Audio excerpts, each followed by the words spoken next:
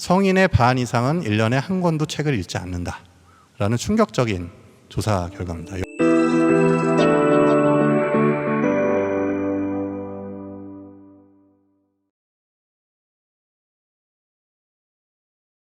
안녕하세요. 2023 북적북적 경기 서점학교 수강생 여러분 반갑습니다. 오늘 강의를 맡은 저는 출판유통진흥원의 최성구 팀장입니다. 반갑습니다. 오늘 제가 강의 주제로 잡은 거는 출판유통 생태계 속에서 지역서점을 살펴보는 겁니다. 그래서 출판유통 생태계 속 지역서점 살펴보기라고 이름을 줬습니다.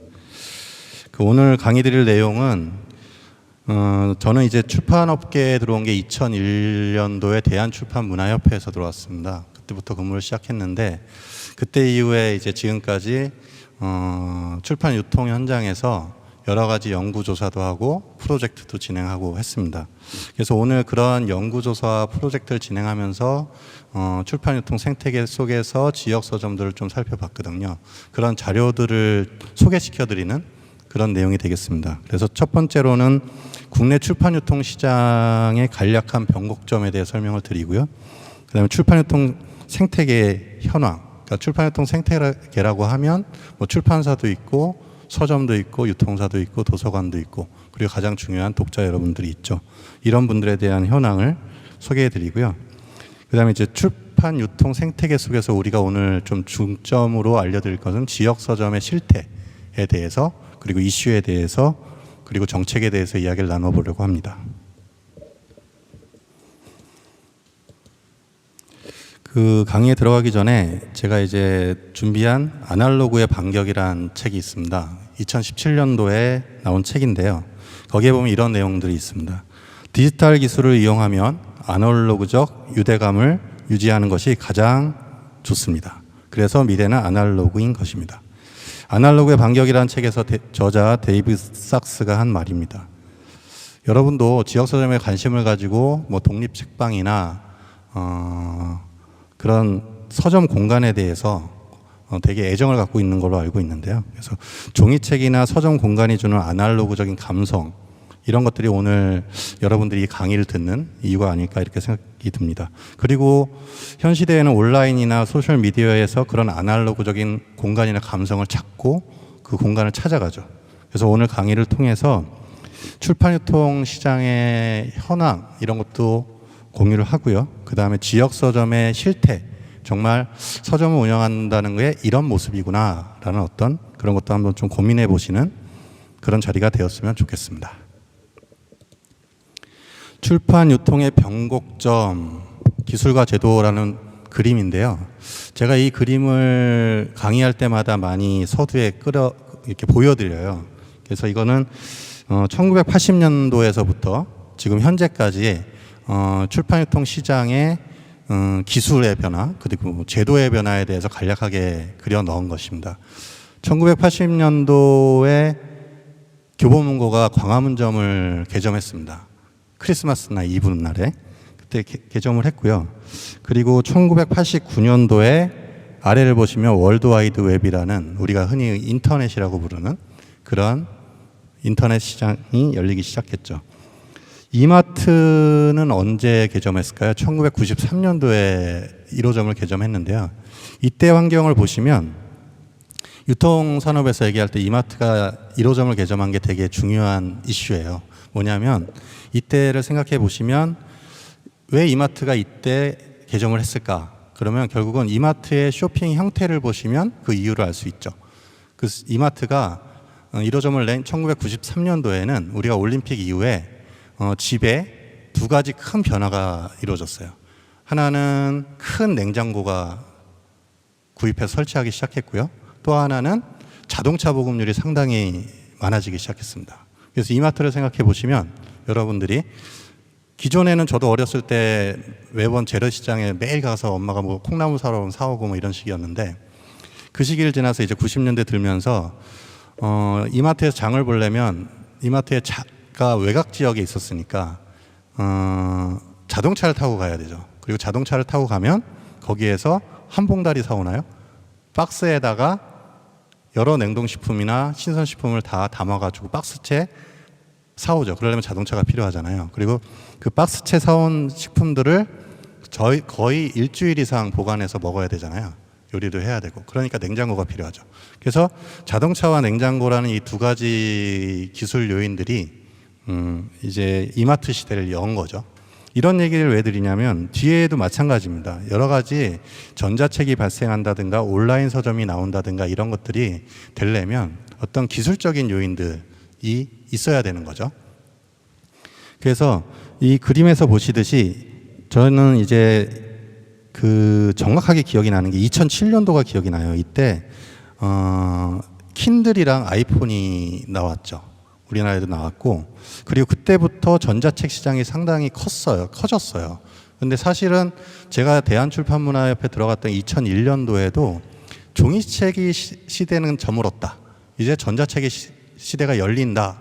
그래서 뭐 그런 얘기들이 되게 많았죠. 그런데도 불구하고 여러분도 아시겠지만 지금 현재 종이책 시장보다 우리나라에서 전자책 점유율이 일반 단행본 기준으로는 5%가 안 돼요.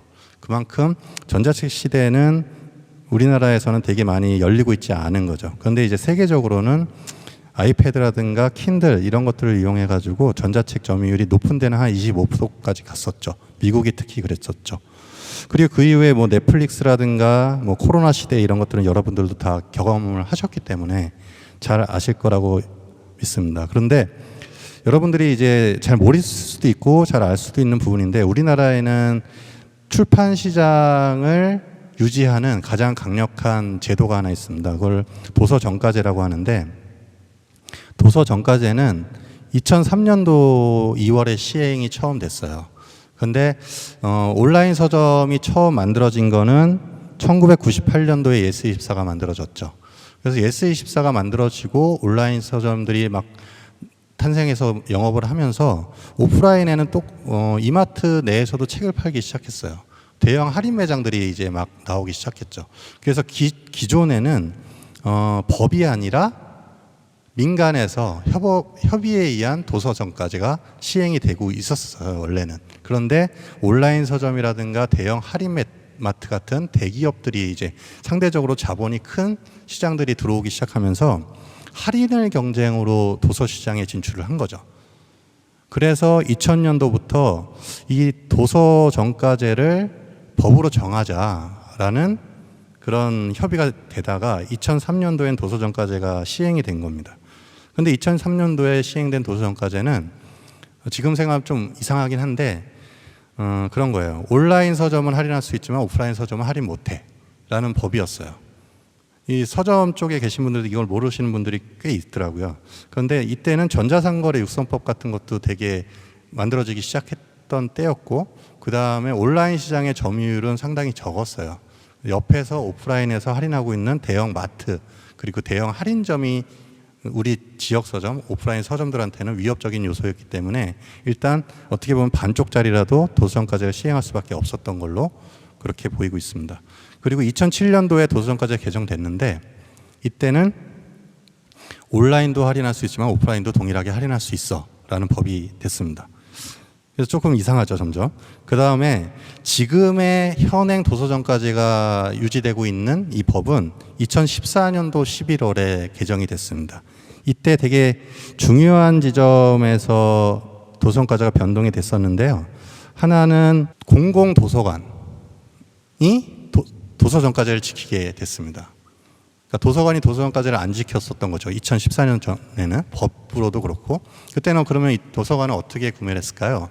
도서관은 최저가 낙찰제로 입찰을 통해서 도서를 구매했습니다. 그리고 또 한 가지 중요한 거는 구간과 신간에 대한 구분이 있었어요. 2014년도 전에는. 그래서 그때 당시엔 18개월이었는데 그걸 구간이라고 불렀습니다. 발행일로부터 18개월이 지나면 구간인데 그거는 무제한 할인할 수 있었습니다. 그래서 2014년도 전에는 온라인 서점에서 특히 신간은 정가제대로 팔고 구간을 끼워 파는 1+1 할인 행사를 많이 했었죠.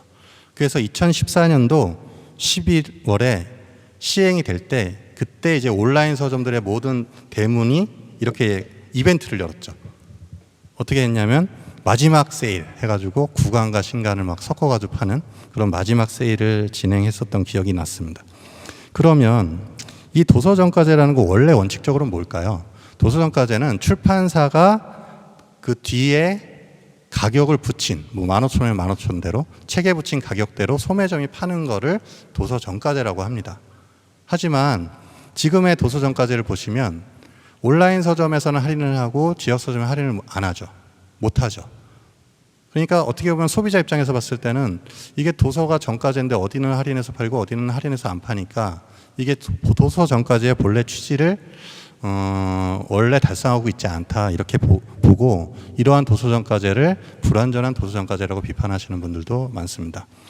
어쨌든 2014년도에 도서정가제가 공공도서관이 정가제로 들어오고 구간과 신간이 구분 없이 다 도서정가제를 지키게 되는 그런 구조로 바뀌었다는 점에서 도서정가제가 강화됐다 이렇게 표현합니다. 그 이후에 나타났던 현상은 도서관에서 어차피 구입을 하는데 최저가 낙찰이 아닌 도서정가제를 지켜야 되니까 법으로 지켜야 되니까 지역 서점에서 책을 사주기 시작했습니다. 그래서 뒤에서 더 설명드리겠지만 지역 서점 활성화 조례라든가 지역 서점 우선 구매 제도에 대한 근간이 되었죠. 그리고 구간 중심으로 할인해서 파는 구간 중심으로 책 판매가 일어났던 것들이 신간 중심의 판매로 이동을 하게 됐습니다. 그래서 이제까지 이제 출판 유통의 변곡점에 대해서 간단하게 설명을 드렸는데 여러분들이 이 그림을 자세하게 보시면 언제부터 기억이 나실지 모르겠지만 아 그때 그랬구나 이런 생각이 드실 수도 있습니다. 그래서 출판 유통의 변곡점에서 기술과 제도가 상당히 중요하다라는 걸 좀 이해해 주셨으면 합니다.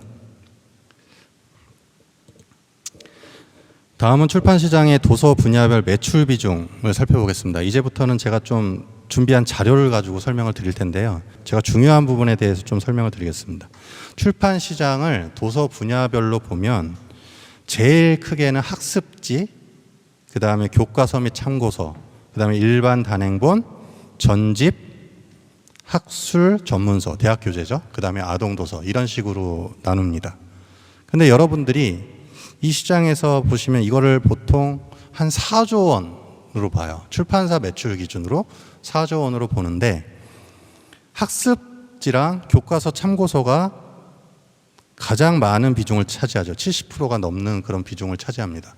그런데 여러분들이 지금 서점에서 판매하고 계신 책이 어떤 분야인지를 보시면 내가 주로 다루는 책이 출판 시장에서 어떤 점유율을 가지고 있는지, 판매 점유율을 가지고 있는지 이해해 보실 수 있습니다. 그래서 우리가 주로 도서 정가제라든가 여러 가지 정책적인 얘기를 할 때는 주로 일반 단행본을 중심으로 얘기할 때가 많아요. 그래서 일반 단행본의 실제적인 점유율은 18.4%, 그러니까 20%가 안 되는 시장입니다. 그래서 우리나라에서 이제 얼마 전에도 사교육에 대한 얘기가 이제 정책적으로 나왔는데 이 사교육 시장이 출판에 엄청난 영향을 미치고 그리고 사교육 시장이 서점의 매출에 상당한 매출에 영향을 미친다는 걸 좀 이해하셔야 될 것 같아요. 여기에 보시겠지만 학습지나 교과서 및 참고서가 되게 큰 비중을 차지하고 있죠. 그래서 여러분들이 서점을 운영하실 때 중형 서점이나 소형 서점이나 합격학 서점이나 특히 학습 교과서 참고서가 80% 이상의 매출을 차지하시는 서점이 많아요. 그리고 독립서점으로 갈수록 단행본들이 많겠죠. 그리고 실질적으로 중형 서점이자 종합서점 이런 데들도 학습참고서 매출이 거의 40% 정도는 됩니다. 이런 것들을 보면서 내가 다루고자 하는 책들의 분야가 매출 비중이 어떤가 좀 생각을 해보셨으면 좋겠고요.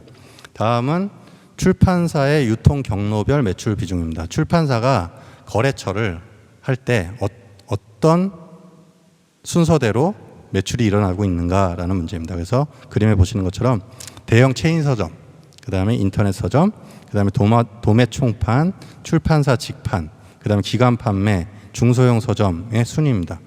최근의 자료를 보면 출판사가 직접 판매하는 비중, 그리고 기관에 판매하는 비중이 좀 높아지고 있어요. 매년 추이를 보니까. 그리고 출판사의 매출의 주요 유통 경로가 인터넷이나 대형 체인 서점이나 도매 총판이나 중소형 서점이잖아요. 이런 것들을 보시면 인터넷 서점이나 대형 체인 서점은 되게 그동안의 추이를 보면 10년 정도의 추이를 보면 상당히 완만하게 올라가고 있습니다. 그리고 중소형 서점들은 이렇게 변하지 않고 꾸준히 정체돼 있어요. 정체돼 있는 건 좀 안 좋은 거죠. 그리고 이제 20년 자료 같은 경우에는 코로나 시기가 있었기 때문에 좀 특이한 상황이라고 보시면 되겠습니다. 그리고 대형 체인 서점과 기업형 중고 서점에 대한 그림을 좀 그려봤는데요. 이 그림을 보시면 알겠지만 어느 게 어느 건지 모르시겠죠. 다 위치가 다 같아요. 그래서 교보문고의 전국 매장이 전국에 몇 개 있죠?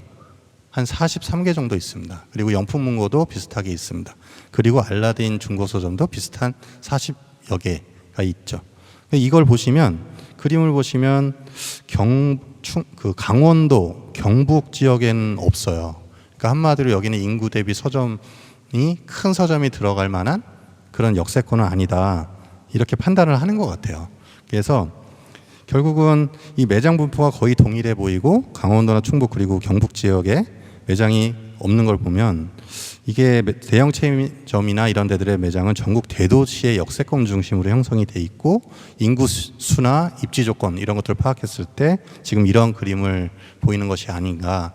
뒤에서도 이제 지역 서점의 소멸에 대해서 얘기 드릴 텐데 이런 것과도 연관이 있는 것 같습니다. 4대 서점이라 그러면 교보문고, 예스알라딘, 영풍문고입니다. 이 4대 서점의 매출액 추이는 가장 많이 성장한 데가 알라딘이라고 보여지고 있어요. 그러니까 작년에 교보문고도 8천억이 넘었는데 실질적으로 수익으로 보면 알라딘이 매출도 좋지만 나머지 교보, 예스, 알라딘이 내고 있는 순수익보다 합친 것보다 더 많은 수익을 내고 있습니다. 그래서 교보, 예스, 영풍 같은 경우에는 매출액 대비 수익이 되게 많지 않은 되게 저조한 그런 자료가 있고요. 그리고 알라딘은 그것보다 더 나은 그런 자료를 보여주고 있습니다. 그래서 토탈로 봤을 때 그러면 온라인 서점과 오프라인 서점의 매출 비중이 어떠냐 이렇게 말해봤을 때는 이 21년의 출판산업 실태조사 결과인데요. 온라인 서점과 오프라인 서점의 매출을 보면 온라인 서점 매출이 1조 9천억 원이고요. 그 다음에 오프라인 서점 1조 1,600억 원인데 결국은 62%대 38%를 보이고 있어요. 그러니까 온라인 서점이 상당히 많죠. 근데 이거는 놀랍게도 전 세계적으로 이런 게 아니에요. 우리나라만 특이하게 이렇습니다. 그러니까 미국이 아마존 점유율이 높잖아요. 그래 미국이나 어떤 서구 유럽 이런 데를 봐도 40% 이상을 넘는 데는 없어요. 우리나라는 되게 온라인 서점의 매출 비중이 상당히 높다 이렇게 볼 수 있습니다. 그리고 출판 시장의 그러니까 주문을 어떤 식으로 하냐 이런 자료도 있어요. 이거는 출판유통 통합 전산망이라는 곳에 보시면 이런 자료가 있는데요. 모바일로 주문하는 게 42%예요. 그 다음에 컴퓨터로 주문하는 게 23%죠. 그러면 결국은 온라인으로 주문하는 게 65%가 되는 거고 그 외에는 오프라인 매장에서 도서를 주문하고 구매하는 거라고 보시면 되겠습니다. 그 다음에 이제 출판유통 생태계 중에 저희가 이제 공공도서관의 추이가 중요해요.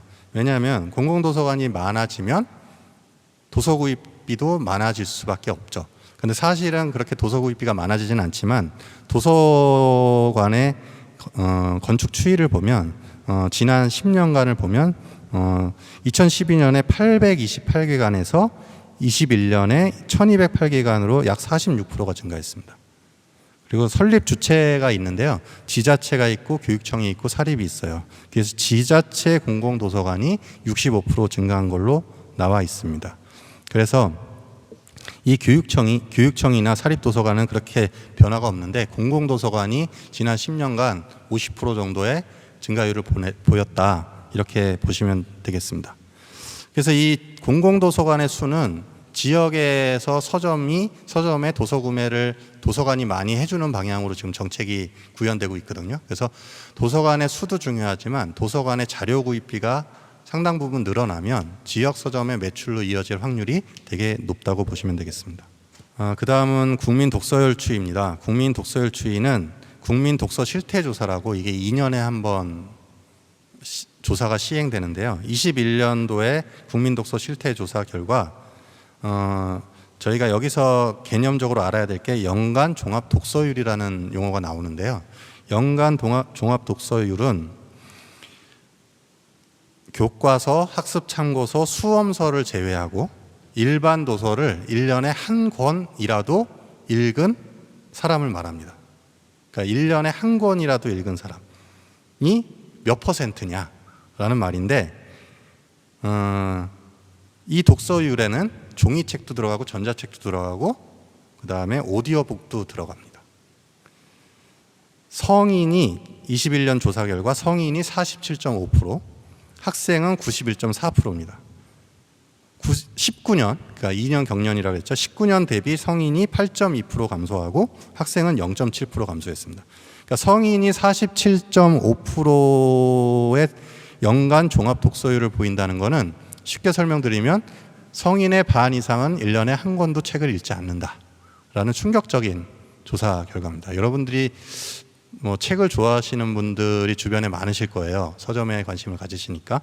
이런 독서 실태 조사 결과에 대해서 좀 충격적이라고 생각하실 수도 있고, 내 주변도 다 그런 것 같아. 생각해 보니까 다들 넷플릭스 보고 디즈니 플러스 보고 영화 보고 여러 가지 구독할 수 있는 콘텐츠들이 너무 많으니까 유튜브도 보고 그래서 독서율이 떨어질 것 같아, 이런 생각을 하실 수도 있겠지만, 이 조사 결과에 의하면은 성인의 반 이상이 전자책을 포함해서 책을 한 권도 읽지 않는다라는 결과를 보여주고 있습니다. 주로 이용하는 서점의 변화 추이입니다. 출판 유통 생태계에서 이 서점의 변화 추이는 되게 중요한데, 이것도 독서 실태 조사 결과에서 성인들이 평소에 종이책을 구입하는 곳은 복수로 했을 때 2순위까지 보면 시내 대형 서점이 제일 많습니다. 그리고 인터넷 서점, 인터넷 쇼핑몰을 합쳐서 32.9%, 동네 소형 서점이 12.3%의 순으로 나타났습니다. 이 그래프를 보시면 대형 서점이나 동네 소형 서점 말고는 인터넷이나 서점이나 쇼핑몰에서 최근 5년 이상 되게 급증하고 있는 것으로 보이시죠? 이런 추이를 좀 참조해 주시면 되겠습니다.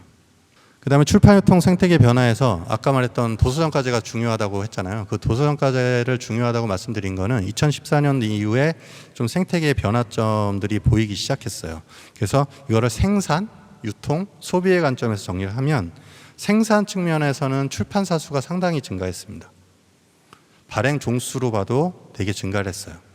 그런데 또 하나는 발행 부수는 감소했어요. 그러니까 종이라는 개념은 ISBN을 말하는 겁니다. 책을 식별하는 ISBN을 종이라고 그러고, 그 다음에 우리가 권, 부, 수, 부 이런 거는 이제 그 종에 해당하는 이 책을 몇 부 찍었어, 몇 부 팔렸어, 몇 권 샀어, 이런 것들, 이랬을 때 쓰는 말이고요. 이랬을 때 뭐냐면, 이 말이 증빙하는 게 뭐냐면 요즘에 그런 말을 해요. 읽는 사람보다 만드는 사람이 많다. 출판계는 그런 말을 합니다. 좀 출판계에 계신 분들은 좀 이해가 되실 거예요. 그건 뭐냐면 쓰고자 하는 사람이나 그걸 만드는 출판사 수나 그런 것들은 되게 많아요. 그리고 책도 다양하게 많이 나오고 있습니다. 그런데 그거를 만들 때 예전에는 손익분기점을 3,000부라 그래가지고 일세를 찍으면 한 3,000부는 찍고 그걸 갖다가 위탁 배분할 수 있는 서점들이 많이 있었지만, 지금은 3,000부를 찍어서 배분할 수 있는 서점들도 많지 않고, 그리고 그걸 갖다가 팔아줄 수 있는 유통사도 많지 않습니다. 그렇기 때문에 그 출판사가 3,000부 찍던 책을 2,000부 찍고, 2,000부 찍던 책을 1,000부 찍고, 1,000부 찍던 책을 500부 찍고, 이런 현상 때문에 그 일종당 발행 부수는 적어지고 있다, 이렇게 이해하시면 되고요. 그 다음에 유통적인 측면에서는 아까 말씀드린 것처럼 신간 중심의 시장이 회복이 됐고, 그 다음에 독립서점들이 증가했습니다. 그 다음에 오프라인 서점, 그러니까 오프라인 서점들이 그동안 되게 많이 급격히 감소했는데 그런 감소세가 둔화됐습니다. 그리고 아까 말씀드린 것처럼 공공도서관이 많아졌고, 그리고 지역 서점의 구매가 확산됐습니다. 그 대신에 2014년도 이후에도 교보나 영풍도 매장 확대를 많이 했어요. 그래서 대형 체인 서점들이 증가를 했고요. 그 이후에 이제 생계형 적합업종이라는 게 생겨가지고 그 대형 체인 서점들의 입점을 1년에 한 개로 제한하는 제도가 생겼기 때문에 그 이후에는 이제 대형 체인 서점도 입점을 많이 하진 못했죠. 그리고 인터넷 서점들은 지속적으로 성장을 했습니다. 그리고 2014년도 이후에 재미있는 거는 알라딘의 기업형 중고 서점이 되게 많아졌다는 거죠. 그것도 이제 여러분들이 좀 한번 왜 많아졌는가 이런 생각을 좀 해보시고요.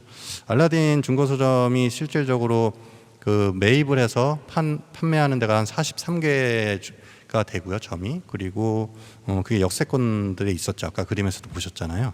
그래서 그런 것들을 이용하는 분들도 많다는 거죠, 되게. 그리고 이제 집에 책을 갖다가 이제 뭐 계속 가지고 있지 않고 책이라는 것도 되게 소장이라는 그런 욕구가 되게 많았잖아요. 근데 옛날 같은 경우에 그런 게 되게 많았는데 요즘에는 그런 소장 욕구가 사실은 굿즈라든가 어떤 특별한 에디션 이런 책들로 옮겨가고 있죠. 그래서 기업형 중고서점들을 증가하는 것도 좀 유의할 만한 사안이다 이렇게 보시고요. 그 다음에 소비나 향유 측면에서 봤을 때 독서 지표가 아까 보시듯이 되게 떨어지고 있고 출판 시장의 규모도 축소돼 있다고 돼 있는데 사실은 정체돼 있다고 하는 표현이 맞는 것 같아요.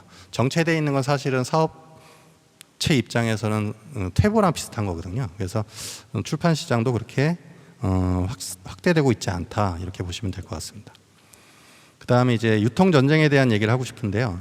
유통 전쟁은 여러분들이 이 그림에 매기가 보이시죠?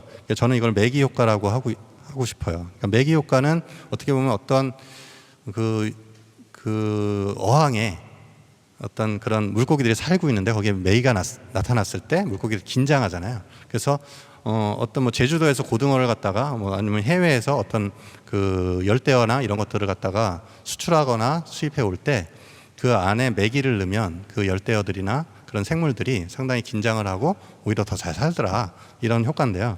이 생태계에서도 그런 것 같아요. 이 생태계에서 우리가 이게 로켓 배송을 앞세운 쿠팡이 나타났잖아요. 이때 쿠팡이 되게 거대 공룡이다 뭐 이렇게 했지만 저는 매기라고 표현하고 싶어요. 이 쿠팡이 로켓 배송을 들고 나오면서 상당한 투자 유치를 받아가지고 그 돈을 써가면서 어떻게 보면은 계속 그 출판 시장뿐만 아니라 전체적인 상품의 점유율을 높여왔죠. 그리고 전자책 분야에서는 우리가 뭐 네이버 오디오 클럽이라든가 그 다음에 카카오 페이지라든가 그리고 이제 밀리의 서재, 윌라 이런 어떤 오디오북 시장뿐만 아니라 기존의 교보문고나 예스 알라딘에서 하지 않았던 거기서 전자책을 팔았잖아요. 그런 시장이 아닌 다른 자본을 가지고 끌어와서 이 시장에 진입한 그런 비즈니스 모델들이 많아진 거죠. 그랬을 때 이제 기존의 우리 도매라고 할 수 있는 웅진북센이라든가 협동조합이라든가 북플러스 그 다음에 이제 송희서적은 파산했죠. 그 다음에 교보 예스 알라딘이 이러한 모델들을 보면서 어떻게 했을까요? 새로운 모델들을 발굴했죠. 하기 시작했고 그런 것들이 중에 하나가 이제 배송 전쟁이 시작된 겁니다. 이제 로켓 배송을 쿠팡이 시작하니까 알라딘이니까 양탄자 배송을 시작했고요. 그 다음에 예스24는 총알 배송. 그 다음에 교보문고는 바로드니 오늘 배송을 시작했죠. 이런 것들이 없지는 않았는데 쿠팡의 로켓 배송 때문에 좀 더 정교하고 좀 더 고객의 니즈에 부합하는 그런 배송 정책을 보이기 시작했습니다. 그런데 이런 대형 서점이나 온라인 서점의 배송 정책이 빨라지는 거는 어떻게 보면은 지역 서점한테는 상당히 위험 요소라고 보입니다. 지금까지 출판 시장과 출판유통 생태계의 변화에 대해서 대략 살펴봤는데요. 여러분들이 생각하셨던 그런 시장이나 생태계랑 어떤 차이점이 있는지 모르겠습니다. 근데 이제 지금부터는 그 출판유통 생태계 내에서 지역 서점의 실태에 대해서 좀 자료를 가지고 설명을 드리겠습니다. 이 자료는 2022년 지역 서점 실태 조사라고 얼마 전에 나온 자료예요. 되게 따끈한 자료고요.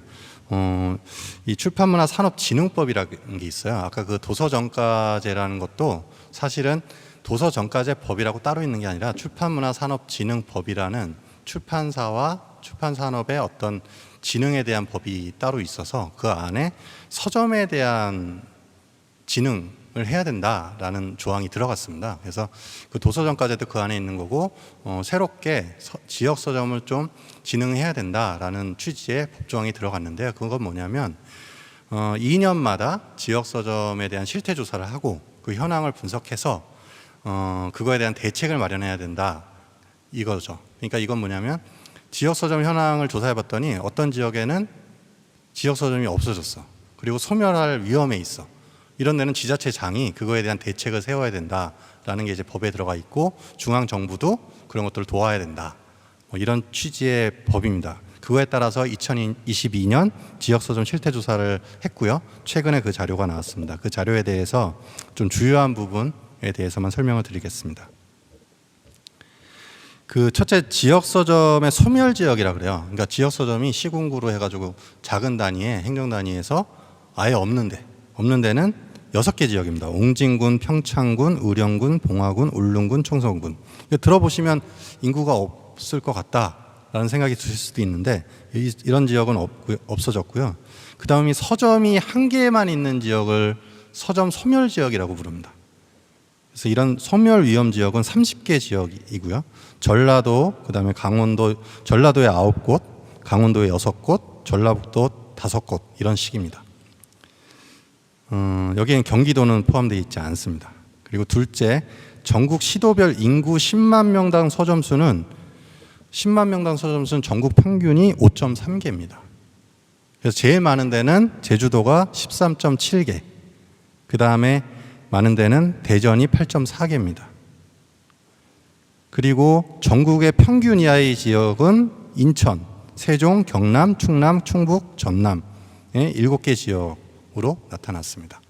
그러니까 여러분들이 이 서점 소멸 지역, 서점 소멸 예정 지역 이런 것들에 대한 뭐 데이터를 보시면, 근데 그 지역에는 서점을 해야 되겠다, 안 해야 되겠다 하지만 대부분 그 인구가 없고 학교가 없고 도서관이 없으니까 그 서점이 없어졌겠죠. 근데 이제 경기도에서 만약에 서점을 하실 때도 이런 인구적인 분석이라든가 상권 분석 같은 걸 해주는 데들이 있잖아요. 그런 것 좀 감안하셔가지고 이제 뭐 제일 중요한 거는 학교 도서관이라든가 공공 도서관이 있는 것도 되게 중요하더라고요. 그런 어떤 서점 입지에 적합한 지역을 판단해 보시는 것도 중요할 것 같습니다. 그 다음에 서점의 종사자의 나이는 어떨까요? 50대에서 60대 종사자가 56.4%고요. 그 다음에 서점이 매장을 계약하는 형태는 자가 소유가 33.4%로 나왔습니다. 그러니까 임대를 하는 데 있어서 형태가 월세가 있고 전세가 있잖아요. 그리고 전월세가 있고 이런 것들이 이제 임차가 40.5%, 그 다음에 전월세가 18.7%, 전세가 5.7% 정도로 나왔습니다. 그리고 제일 자가 비율이 높은 데는 어딜까요? 제주도입니다. 제주도는 95.7%가 서점이 많이 있기도 한데 95.7%가 자가 소유로 서점을 운영하시고 계신 걸로 그렇게 나왔습니다. 그 다음에 수도권 지역은 임차 비율이 당연히 높은 걸로, 서울, 인천, 경기는 임차, 그 중에 월세가 높은 걸로 이렇게 나왔습니다. 서점의 평균 면적은 어떨까요? 평균 면적은 127.4제곱미터인데 기본적으로 66제곱미터 이하, 그러니까 10평이죠. 10평 이하가 48.4%로 가장 높게 나타났어요. 그리고 다음으로는 66에서 165가 34.7%, 그 다음에 165에서 330제곱미터, 그러니까 50평에서 100평이죠. 그게 12.7%고 100평이 넘는 초과 면적 하는 데가 서점이 4.7%로 나타났습니다. 지역별로 보면 부산이 10평 이하의 서점 비율이 가장 높았어요. 그리고 강원이나 이런 데들은 서점의 면적이 상대적으로 컸습니다. 경기도는 평균보다는 높았어요. 184.4제곱미터로 나타났습니다.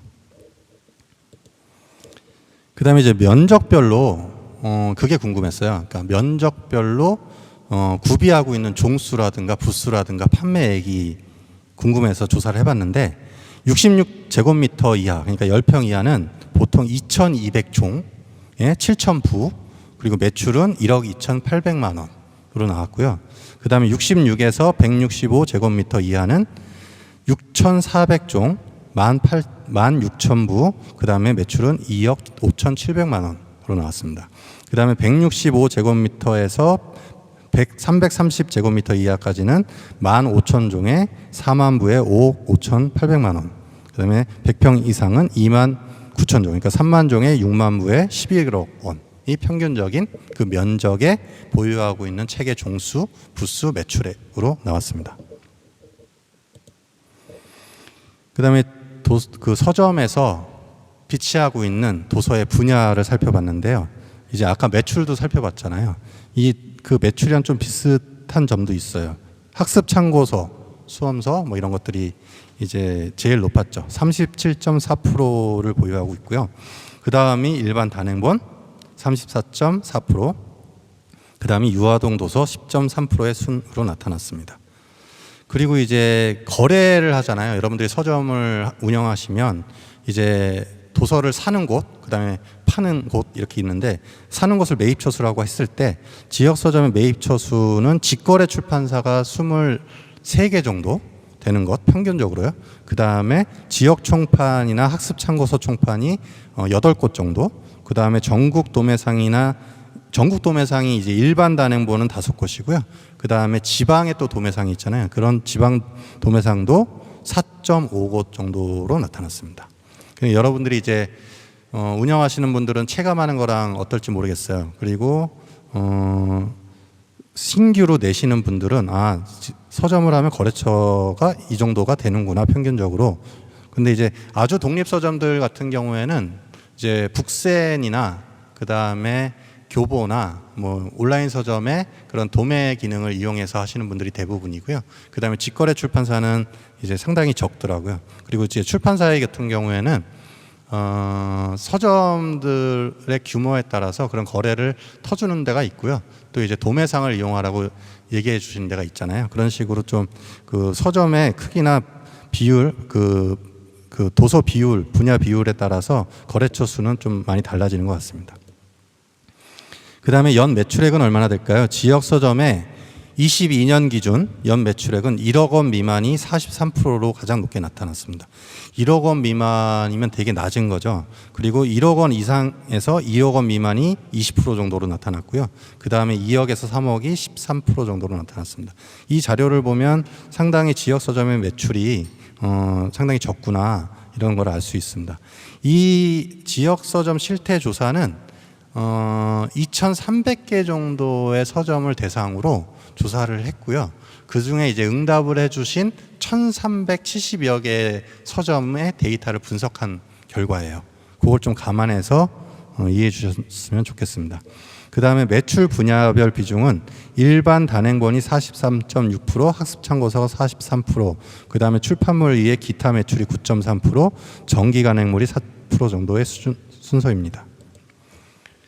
그 다음에 출판물의 판매 대상별 매출 비중은 뭐냐면, 이게 B2B로 파냐 B2C로 파냐 이 문제인데요. 그러니까 매장에 오시는 손님한테 파는 거는 B2C고, 그 다음에 도서관 납품하는 거는 이제 기관 납품이라 그래서 B2B로 보는데, 매장 판매와 기관 납품이 그냥 딱 잘라서 말하면 8대2 정도로 볼 수 있습니다.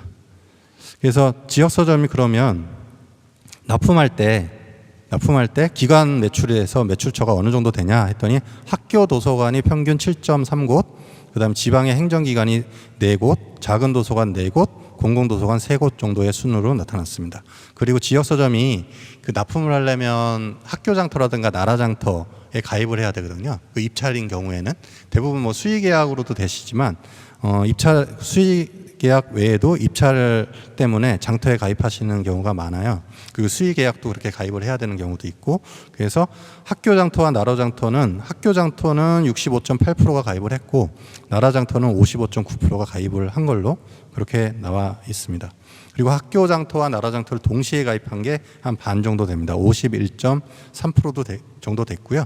그 다음에 나는 나라장터나 학교장터 다 가입 안 했어 라는 게 한 30% 정도로 나왔습니다. 그 다음에 지역 서점들이 책을 판매하려고 여러 가지 활동들을 하시잖아요. 그래서 그 판매 활동을 하는 그 순서, 어떤 것들이 더 많은가를 조사해 봤더니 이런 걸 문화 활동이라도 할 수 있지만, 책 읽는 공간을 제공한다, 그 다음에 소셜 미디어를 운영한다, 그 다음에 회원제 서비스를 운영한다, 그 다음에 홈페이지나 인터넷 카페 블로그를 운영한다, 그 다음에 책을 배달해 준다, 그 다음에 지역사회와 어떤 커뮤니티 활동을 한다, 그 다음에 문화 프로그램을 운영한다, 그 다음에 크리에이션 같은 걸 한다, 그 다음에 카페나 휴게 공간을 같이 운영한다, 그 다음에 온라인 도서모를 운영한다, 그 다음에 이제 이메일이나 우편, 전단지 홍보를 한다, 그 다음에 정기 구독 서비스를 한다, 이런 순서대로 쭉 나왔습니다. 그래서 책 읽는 유휴 공간이라든가 소셜미디어, 이런 것들은 되게 많은 데서 하고 있는 거로 나와 있습니다.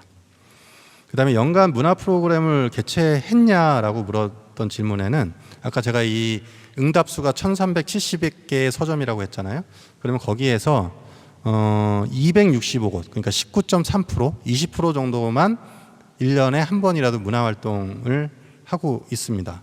그래서 문화활동을 했을 때 프로그램을 어떤 비용으로 했냐 이렇게 물었을 때 자부담 비율이 53%, 그 다음에 외부 지원이 47% 정도로 나왔습니다.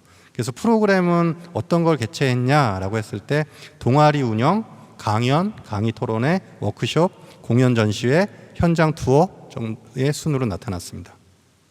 그런데 재밌는 거는 66제곱미터 이하, 10평 이하의 매장에서 프로그램 개최 횟수로 봤을 때 비율이 가장 높은 거로 나타났습니다. 그다음에 이제 정보화 현황은 뭐냐면 그 서점을 운영하실 때 그 포스 있죠. 판매 관리 프로그램. 그걸 운영하시는 가와 그다음에 출판유통 통합 전산망이라는 게 있어요. 그거를 이용하는지, 그다음에 서점원을 이용하는지에 대한 질문인데요. 전산관리 프로그램 포스는 면적이 100평 이상인 데는 100% 이용한 거로 나타났고요. 그다음에 50평에서 100평 정도는 한 90% 정도 이용하시고, 그다음에 10평 이하인 데는 40% 이하로 뚝 떨어집니다. 예. 그러니까 10평 이하인 데는 이제 프로그램이 필요 없이도 이제 운영이 가능한, 머릿속에 다 있는 거죠. 책이라든가 어떤 정보들이. 그리고 그런 거 그렇게 이해가 될 것 같고요. 그다음에 출판유통 통합 전산망이나 서점은 이게 그 인지도라든가 활용률은 떨어지는 거로 나타났어요. 그래서 제가 뒤에서 그 사이트에 대해서 좀 설명을 드리도록 하겠습니다. 그다음에 지역 서점의 인증 현황은 인증 받았다가 77%, 그다음에 받지 않았다가 23%로 나타났습니다. 그래서 지역별로 지역 서점 인증 비율이 높은 곳은 전남, 울산, 인천이고요. 인증 비율이 낮은 곳은 세종, 서울, 경북 순입니다. 그래서 인증서를 어디다 쓰냐, 왜 인증을 받았냐라고 물어봤더니 공공도서관 납품을 하려고가 62% 정도고 가장 높게 나타났고요. 학교 도서관 납품도 마찬가지로 60.6%, 그다음에 활용하지 않는다가 20%, 그다음에 서점 지원 사업에 참여하고 싶어서가 18%, 그다음에 서점을 홍보하려고가 한 10% 정도로 나왔습니다. 그다음에 경영 환경 인식이랑 지원 정책에 대한 만족도인데요. 이거는 5점 척도로 조사를 했어요. 그래서 경영이 어려울 정도는 매출 창출이 어렵다라는 게 당연하겠죠. 그게 한 3.9점으로 가장 높게 나타났고요. 그 다음에 홍보 마케팅이 어렵고, 그 다음에 도서 공급률 이 불만족이다. 그러니까 아까 이제 도서점까지 얘기했지만 온라인 서점이 할인해서 팔 수 있는 여지가, 그런 도서 공급률이 출판사에서 온라인 서점에 주는 것과 그 다음에 지역 서점이 받는 것들이 다르기 때문이겠죠. 그래서 그런 도서 공급률에 대한 불만족, 그 다음에 재고 반품 관리의 어려움 순으로 나타났고요. 모든 항목, 그러니까 물어봤던 모든 항목의 어려움이 다 3점대 이상이에요. 이건 뭐냐면 다 어렵다. 모든 항목들에 대해서 애로사항을 다 느끼고 있다. 이렇게 볼 수 있습니다.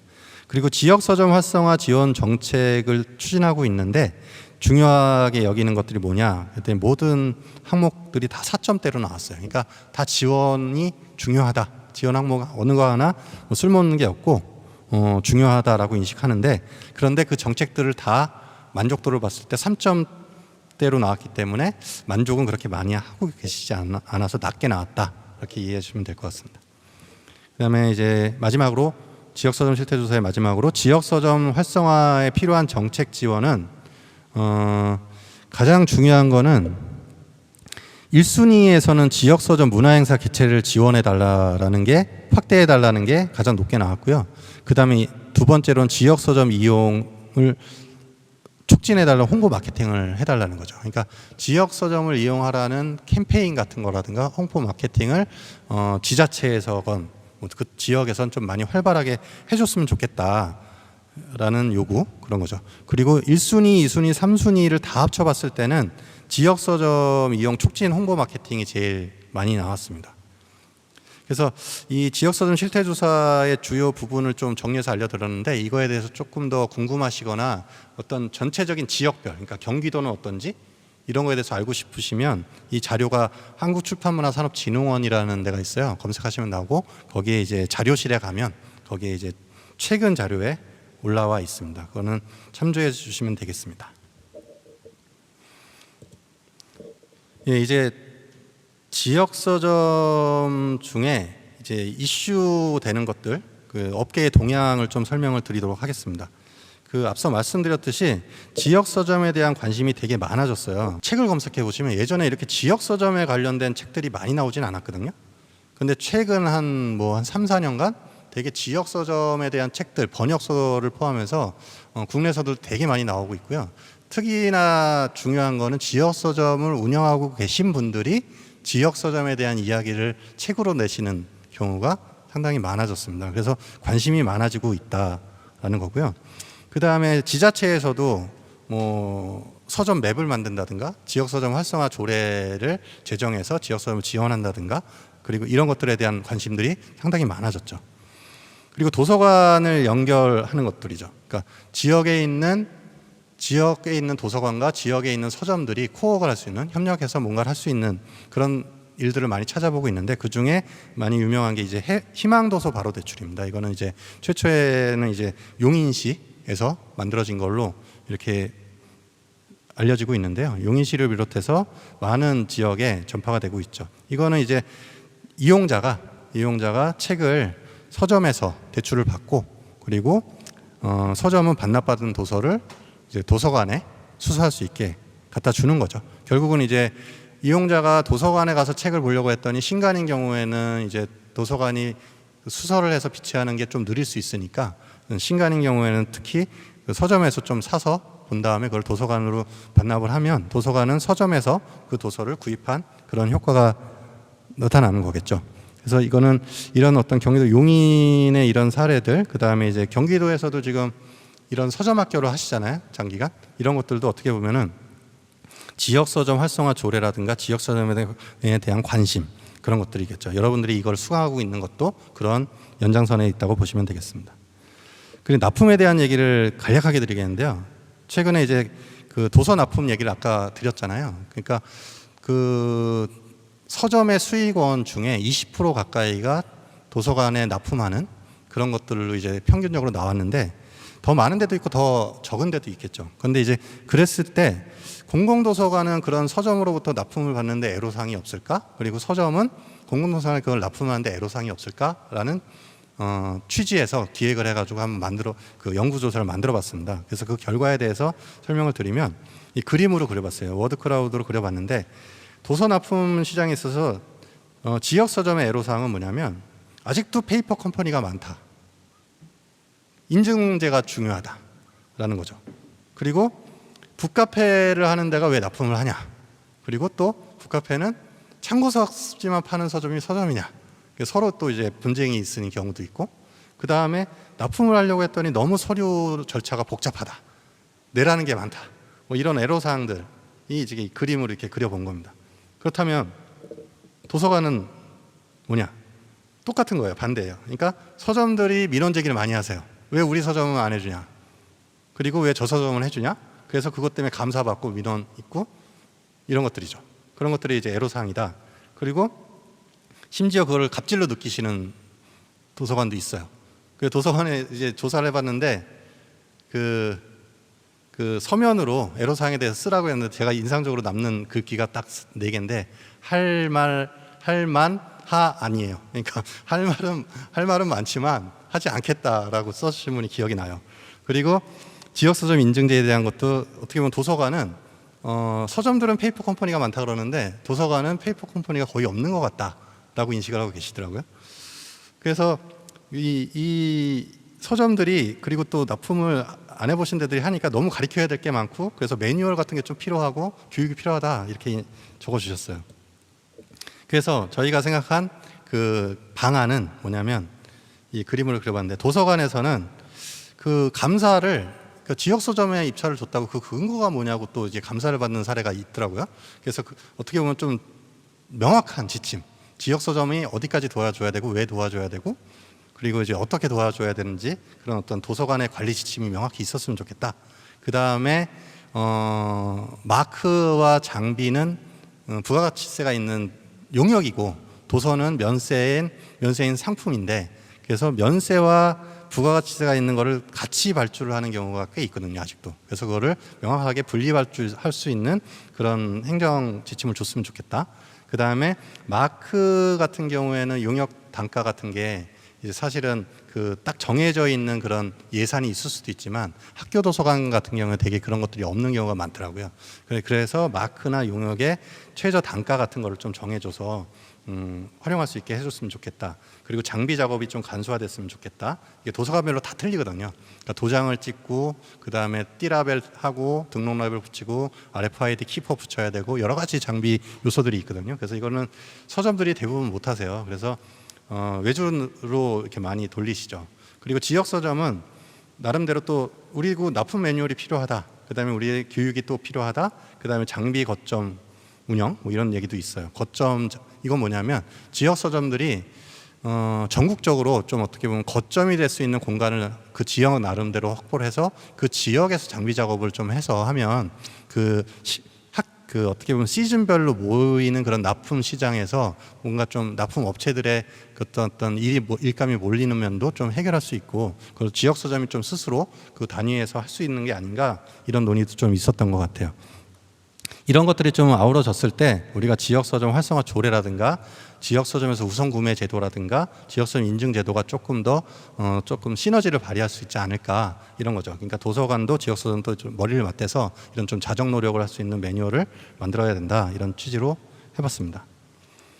그 다음에 이제 주식회사 동네 서점이라고 있어요. 그 예전에 퍼니플랜이라고 불렀는데 지금은 이제 동네 서점이라는 사이트가 있습니다. 여기 보면은 이제 독립 서점들에 대한 정보들을 많이 모아놓고 있는데요. 거기에 따른 자료에 의하면 2015년, 그러니까 2014년도에 도서관과제 이후에 독립 서점들이 많이 생기기 시작했어요. 근데 이 사이트가 그 전에는 조사를 안 해서 그럴 수도 있겠지만 점점 늘어나고 있는 추이가 보이고요. 22년에는 815개, 그 다음에 뭐 폐업도 하고 있어요. 폐업 추이도 보고 있습니다. 그래서 이런 자료들이 있으니까 한번 사이트에 들어가서 한번 보시면 되고요. 그 서울의 그 추이가 되게 높게 나타났어요. 30.4%가 독립서점이 서울에 있고요. 그 다음에 경기도에 16.6%의 독립서점이 전국 대비 있는 거로 나타났습니다. 독립서점의 활동 유형이 있는데요. 독립서점에서 어떠한 활동을 하느냐 봤을 때 독서 모임, 북토크, 워크숍, 공간 대여, 전시, 공연, 강연, 낭독, 책 추천, 글쓰기, 심야 책방, 마켓, 만들기, 뭐 영화 상영, 뭐 북스테이 같은 숙박 이런 것들이 있죠. 그러니까 여러분들이 서점을 하시거나 할 계획에서 나는 어떤 활동을 할 수 있을까 이런 고민도 해보시면 좋을 것 같습니다. 그 다음에 책방 네트워크, 전국 동네 책방 네트워크라는 데서는 바이북 바이로컬 운동을 통해서 독립서점의 어떤 독립서점에서 책을 사는 캠페인 같은 걸 하고 있어요. 그래서 어느 날 책을 사고 싶다면 가까운 동네 책방에서 책을 구입하세요. 동네 책방에서 책을 사면 먼 거리 운송비와 포장비, 이동비가 줄어들고 책을 사랑하는 이웃 책방 주인자들과 즐거운 수다를 나눌 수 있으며 뭐 이런 식으로 캠페인을 하고 있는 거죠. 이 글을 되게 제가 보기엔 잘 쓰신 것 같아요. 그리고 이제 그 바이북 바이로컬 캠페인 출정식 같은 것도 이제 몇 년 전에 하셨고 이런 스티커도 여기저기 많이 홍보를 하고 계시더라고요. 그 다음에 이제 최근에는 오프라인의 뭐 장점도 있지만 온라인 없이는 어떤 일이든 할 수 없잖아요. 그래서 온라인과 오프라인의 연결, 소통, 판매 이런 것들이 되게 활성화되고 있어요. 그래서 여기 보시면 그 인스타그램을 활용한 소통 지수라는 거를 그 동네 서점 사이트에 보면 나와 있는데요.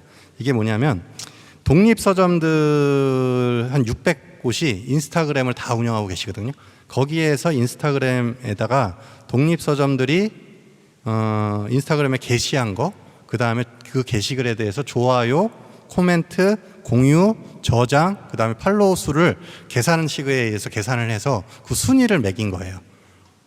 그래서 뭐 여기에 이제 자료에 보면은 이게 자료가 계속 업데이트가 되거든요. 그때. 그러니까 뭐 주택공사, 책방무사는 아시죠? 예. 그런데 뭐 다시 서점 뭐 이런 순으로 쭉 인스타그램에서 얼마나 책방들이 화자되고 있고 그거에 어떤 반응들이 있는지에 대한 소통 지수도 보여주고 있는 것도 있습니다. 그 다음에 독립서점이 쇼핑몰을 이용했을 때 어떤 플랫폼을 이용하는지 한 107곳을 조사해 봤는데 네이버 스마트 스토어가 제일 많은 거로 나왔어요. 45.8%고 그 다음에 카페24 아시죠? 카페24를 운영하시는 거로 그렇게 나왔고요. 최근에 나온 앱이 있는데 이 앱의 모토가 온라인도 잘하는 오프라인 서점이에요. 그래서 오프라인 서점 매장에 있는 포스 정보를 온라인의 앱으로 연결시켜 가지고 검색을 해서 매장의 재고 정보라든가 이런 걸 보고 주문도 할 수 있고 그 다음에 배송 서비스도 연결시켜주는 앱이에요. 이게 이제 나온 지가 한 3년이 됐는데 초기에는 좀 반응이 별로 없다가 최근에 이제 고도화 작업을 하고 있대요. 그래서 앞으로 어떻게 될지 좀 추이가 좀 궁금한 앱이기도 합니다. 그 다음에 이제 북센 같은 도매상에서도 이런 지역 서점과 함께 할 수 있는 어떤 온라인 사이트 같은 것들을 지금 서비스를 내놓고 있어요. 그래서 이거는 뭐냐면은 웅진북센의 바로보내라는 사이트인데요. 개별 서점들이 온라인몰을 운영하기 어렵잖아요. 되게 비용도 많이 들고 시간도 많이 드니까. 그래서 이 사이트를 통해서 주문을 받고요. 그 픽업하는 장소를 지역 서점으로 하는 거죠. 그래서 도매상이 주문이나 접수나 물류 대행을 하고 그걸 서점으로 어차피 배본을 하잖아요. 도매상이. 그럴 때 그 주문 들어온 거를 같이 갖다 주면 그 픽업을 이제 그 주문한 독자는 거의 서점에 가서 하는 거죠. 그래서 예전에도 이런 모델이 있긴 했는데 최근에 웅진북센은 바로보내라는 사이트를 가지고 있고요. 그 다음에 도매상 중에 한국출판협동조합이라는 데는 책광장 모두라는 플랫폼을 만들어서 지금 서비스에 들어갔습니다. 이러한 서비스는 국내에만 있는 게 아니고요. 원래는 다 해외에서 모델을 가지고 벤치마킹 한 거예요. 독일에 이제 도매상의 리블이라는 데가 화이트 라벨 숍이라고 해가지고 도매상이 운영하는 거지만 홈페이지 자체는 지역 서점이 운영하는 것처럼 대문은 지역 서점 대문으로 하고 그 안에 도서 콘텐츠라든가 주문 이런 시스템들은 다 도매상에서 운영하는 거죠. 여기도 마찬가지로 도매상이 서점으로 배송해달라 그러면 서점으로 배본망을 통해서 보내주고요. 여기는 특히나 그냥 우편으로 보내달라 그러면 서점으로 보내는 게 아니라 그 주문자한테 자택으로 보내주고 그거에 대한 판매 수수료를 서점이랑 나누는 그런 모델이에요. 독일에 이런 게 있고요. 그 다음에 일본의 도매상 토안이라는 데도 온라인 서점 이혼이라는 것도 똑같은 모델로 하고 있습니다. 그 다음에 미국에서는 인디바운드라고 해서 미국의 서점협회에서 똑같은 모델로 운영을 하고 있어요. 그래서 이런 것들이 가능한 이유는 이 물류 자체가 되게 요즘에 기술이 많이 발달했어요. 그래서 상품만 가지고 있으면 그 상품을 어떤 물류센터에 보관만 하면 그 물류센터가 그 주문부터 해가지고 피킹, 포장, 그 다음에 배송, 반품 관리, 그 다음에 결제, 그 다음에 독자 관리까지 다 해주는 서비스예요. 이런 것들이 지금 뭐 쿠팡도 하고 있고요. 여러 가지 물류사들이 많이 하고 있습니다. 이런 것들이 어떤 그런 것들을 가능하게 만드는 거 아닌가 이런 생각이 들고요. 최근에 이제 무인 서점도 등장을 했죠. 이거 보신 적이 있는지 모르겠는데 주변에 무인 아이스크림 매장은 많잖아요. 그런 것처럼 무인 서점도 등장했는데 이 무인 서점도 좀 얘기를 들어보니까 생각보다 매출이 괜찮은 것 같아요. 근데 이 무인 서점은 무인 서점만 단독으로 하신다는 분보다는 그 유인 서점을 하시면서 기존의 서점주가 어차피 책을 유통해서 받고 계시니까 그거를 무인 점포를 하나 개설해 가지고 무인 시스템을 도입하는 거죠. 그래서 무인 점포를 이제 무인 점포를 따로 운영하는 것보다는 유인 점포를 하면서 무인 점포를 운영을 하시는 거고요. 유인 점포도 그 시간에 따라서 무인 점포로 운영 시간을 바꿀 수도 있고 그런 식으로 하는 모델들이 나타나고 있습니다. 그 다음에 이제 저희가 이제 최근에 고민하고 있는 게 아까 이제 온라인 서점이나 대형 체인 서점들이 로켓 배송의 자극을 받아서 뭐 양탄자 배송도 하고 여러 가지 배송을 한다 그랬잖아요.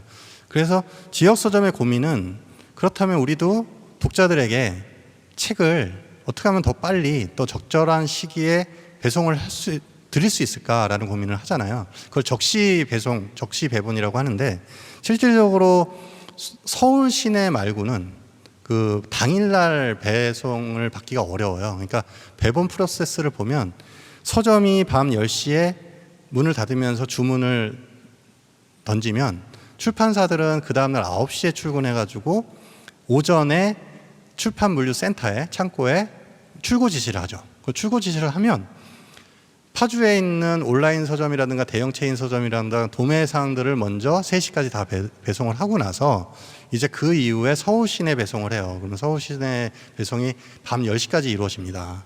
늦은 경우에는. 근데 수도권이나 지방은 5시에서 6시까지 다 상차를 해놓은 상태에서 그 다음에는 다 이길 배송 패턴이에요. 그래서 그렇게 되면 아무리 빨리 받아도 다음날 오후에나 오후 늦게나 이렇게 받게 되겠죠. 그런데 이런 체계를 조금 더 빨리 해야 지역 서점들이 더 원활한 독자 서비스를 할 수 있다. 그리고 심지어 이런 것들이 좀 패턴이 좀 일정화돼야 내일 몇 시에 오시면 책을 드릴 수 있습니다. 뭐 이런 배송의 추적 관리 같은 것들이 만약에 된다면요. 그런 것들을 포함해서 물리적인 어떤 프로세스 개선이라든가 그 다음에 정보 시스템을 활용한 어떤 추적 관리 이런 것들에 대한 고민들도 하고 있습니다. 그 지역 서점 포털 사이트 서점온이라고 하는데요. 이거는 인터넷에 검색하시면 나오고요. 지역 서점의 포털 사이트라고 한 것처럼 지역 서점 관련된 문화 행사, 그 다음에 지원 사업 같은 것들을 망라해가지고 이 사이트에 올리고 있고요.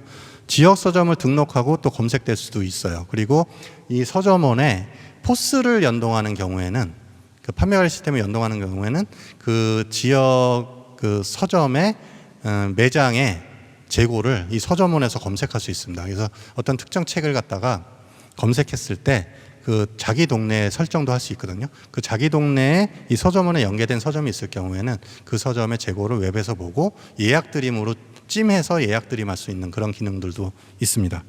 그래서 이런 것들을 좀 참조해 보시면 좋을 것 같고요. 그 11월 11일이 서점의 날이라는 거 아셨나요? 그 11월 11일이 가래떡 데이가 아니고 서점의 날이거든요. 그래서 지금 우리 서점 행사 중에서는 가장 큰 행사예요. 그래서 11월 11일에는 지역 서점 관련 뭐 브이로그를 공모해서 시상을 한다든가, 그 다음에 서점인이 뽑은 올해 책을 발표한다든가, 그 다음에 서점 관련돼서 노고를 치하하는 그런 자리가 되기도 하죠. 그래서 서점원을 검색해 보시면 여러 가지 정보들이 좀 쌓여 있으니까요. 한번 이용해 보시면 좋을 것 같습니다.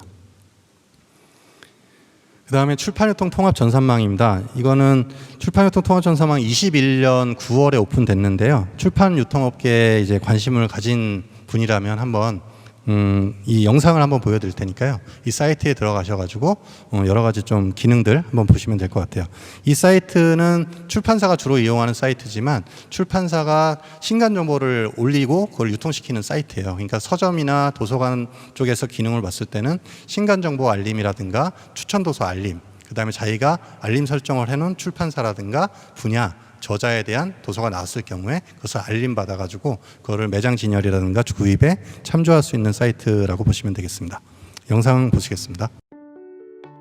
전국에 흩어진 출판산업 데이터. 모으면 정보가 됩니다. 출판산업의 미래가 됩니다.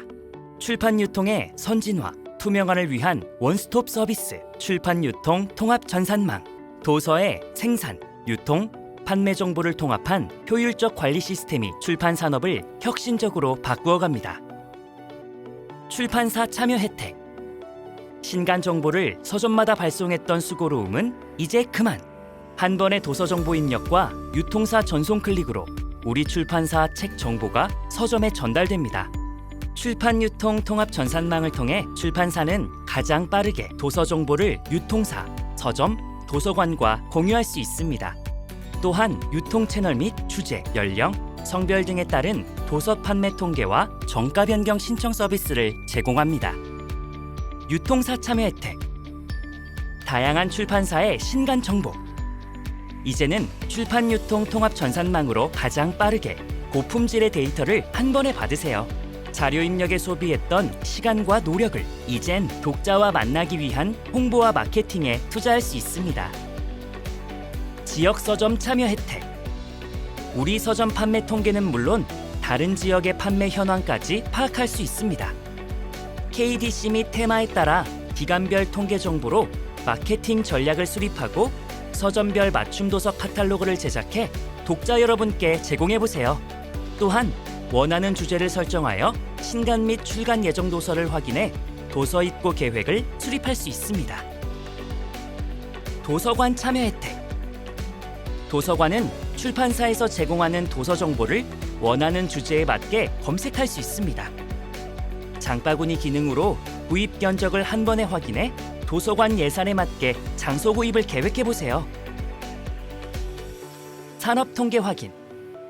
채널별로 흩어진 판매, 대출, 독자 통계를 각종 표와 그림으로 간편하게 파악할 수 있습니다. 선호하는 출판사나 저자의 출간 예정 도서도 확인해 보세요. 전국에서 모인 출판 유통 데이터는 출판 기획과 마케팅, 경영의 기초 자료가 되고 유용한 산업 정보가 됩니다. 빅데이터의 힘으로 출판 시장을 키우는 출판 유통 통합 전산망. 지금 출판 유통 통합 전산망과 함께 해주세요. 예, 이제 끝나가는데요. 22년에 한울 아카데미에서 발간된 도서전쟁이라는 책이 있어요. 이게 이제 제가 강의할 때마다 종종 소개시켜 드리는 책인데요. 이 책을 보면 이건 조금 약간 교양서보다는 약간 전문서 쪽에 약간 더 가 있어서 이 업계에 계신 분들이 아니면 좀 관심이 없을 수도 있지만 여기에서 제가 이제 소개시켜 드리는 부분만 보셔도 좀 이해가 되실 것 같아요. 이 도서전쟁은 그 영국의 케임브리지 대학의 사회학과 교수인 존 톰슨 교수가 쓰신 책인데요. 이분이 이 출판 업계도 상당히 많이 아시고 전자책에 대한 업계도 많이 아세요. 그래서 이분이 이제 조사한 것들 가지고 이제 책으로 만드신 건데 이분이 한 말 중에 이런 게 있습니다. 지난 500년간 출판 제작의 역사의 틀이 깨질 것이라고 종이책의 종말론이 있었는데, 즉 굿바이 구텐베르크. 그러니까 굿바이 구텐베르크라고 유럽 사람들은 얘기했나 봐요. 이제 종이책 안녕 뭐 이런 거를 굿바이 구텐베르크 이렇게 설명했던 것 같아요. 굿바이 구텐베르크는 틀렸으며 출판사가 전자책을 또 하나의 출판의 형태이자 추가적인 매출원으로 이해하고 있다. 1930년대에 들어서 펭귄 랜덤하우스의 전신에서 페이퍼백이라는 새로운 형태가 등장한 사례처럼 새로운 도서 형태의 개발은 예전부터 쭉 있었던 일이며 출판사들은 소비자들을 위해서 콘텐츠를 재포장하고 형태를 새롭게 하는 데 익숙하기 때문에 전자책, 오디오북은 출판사 입장에서 또 하나의 추가적인 매출원이 될 수 있다라는 것이다. 그런데 디지털 시대의 가장 큰 특징은 첫째, 도서 유통의 혁명, 둘째, 종이책 판매의 견조한 흐름, 셋째, 묵독의 시대에서 음독의 시대의 귀환을 이끈 오디오북 시장의 성장, 그 다음에 출판사와 독자의 직접적인 관계 맺기를 꽂으며 도서 시장에서 디지털 혁명의 가장 큰 결과물은 결코 전자책이 아니라 도서 유통의 구조의 변화라고 지적하였다라고 써 있습니다. 이분이 말씀하신 것 중에 틀린 건 없는 것 같아요. 종이책의 판매도 견조한 시장을 흐름을 형성하고 있죠. 그리고 최근에 이제 오디오북 시장이 성장하고 있고요. 그래서 이분이 말하는 이 유통혁명이라는 건 뭐냐면 아마존을 말하는 건데, 사실은 아마존이 유통혁명을 가져왔지만 출판사들 입장에서는 아마존 매출이 커졌잖아요. 그런데 사실은 지역서점 입장에서 봤을 때는 아까 그 배송 문제라든가 어떤 온라인 상에서의 홍보, 관계 맺기 이런 것들도 디지털 혁명이라고 볼 수 있거든요. 그래서 온라인 상에서 서점을 찾고 그리고 서점을 방문해서 사진을 찍고 도서를 구입하고 그리고 서점의 어떤 재고 정보를 검색해서 살 수 있고 이런 것들이 되게 어떻게 보면 그동안에 없었던 기술적인 요인인데 이런 것들을 어떻게 활용하느냐. 그러니까 오프라인의 장점인 공간적인 미학도 있지만 이 디지털 기술을 거기에 어떻게 결합시킬 것인가가 되게 중요하다라는 취지로 저는 이 책을 읽었습니다. 그래서 디지털 기술을 이용하면서 아날로그적인 유대감을 유지하는 지역 서점이 가장 좋습니다. 라고 제가 이제 마지막으로 이제 멘트를 써봤는데요. 이 강의 서두에서 말씀드린 것과 같은 맥락이죠. 디지털 기술을 이용하면서 아날로그적인 감성을 유지한다는 게 무엇인가에 대한 고민을 좀 더 우리가 해봤으면 좋겠습니다. 오늘 발표한 자료에 대해서 더 관심이 있으시면 자료에 나와 있는 참고 문헌이 하단에 표시되어 있어요. 그리고 사이트를 검색해서 보시면 되고요. 그리고 제게 메일 주시면 좀 더 자세하게 알려드리겠습니다. 이상 강의를 마치겠습니다. 감사합니다.